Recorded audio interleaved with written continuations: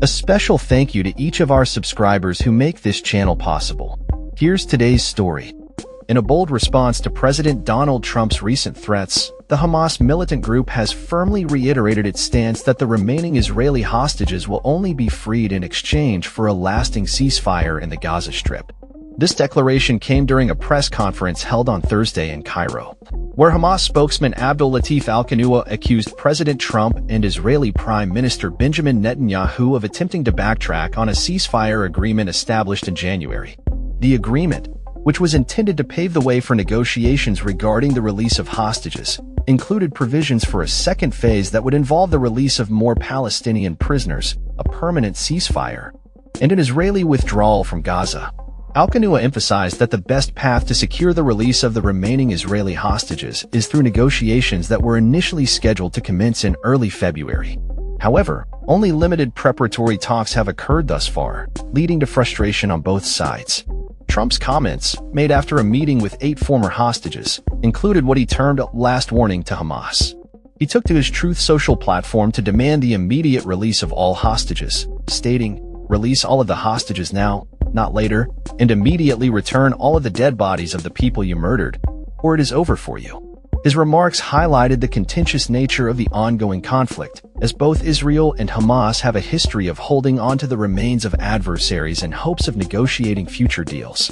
Currently, Hamas is believed to hold 24 living hostages taken during the October 7, 2023, attack that ignited the current war, including Israeli-American Eden Alexander. Additionally, they are retaining the bodies of 34 others who were either killed during the initial attack or while in captivity, alongside the remains of a soldier from the 2014 war.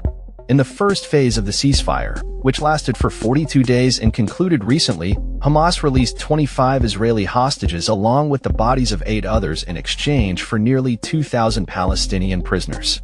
As negotiations for the second phase unfold, Israel has proposed a new plan whereby Hamas would release half of the remaining hostages immediately, with the rest to follow once a permanent ceasefire is established. However, Hamas has rejected this proposal, insisting on adherence to the original agreement signed in January. In a show of force, Israel has cut off the delivery of essential supplies, including food, fuel, and medicine, to Gaza's approximately 2 million Palestinian residents, aiming to pressure Hamas into compliance with the new arrangement. Israeli officials have warned of additional consequences if Hamas fails to resume the release of hostages. The situation remains tense and fluid, with the outcomes of recent U.S.-Hamas talks still unclear. The Trump administration has expressed unwavering support for Israel's objectives, which include the return of all hostages and the eradication of Hamas, a goal that may prove to be incompatible with ongoing negotiations. The conflict has already claimed the lives of approximately 1,200 individuals, predominantly civilians, during the October 7 attack, with a total of 251 hostages taken. Most of these hostages have been released through ceasefire agreements or alternative arrangements. Meanwhile, Israeli forces have managed to rescue 8 living hostages and recover the remains of numerous others. The military offensive conducted by Israel has reportedly resulted in over 48,000 Palestinian deaths, primarily among women and children, according to figures provided by Gaza's health ministry, which does not specify how many of the deceased were militants.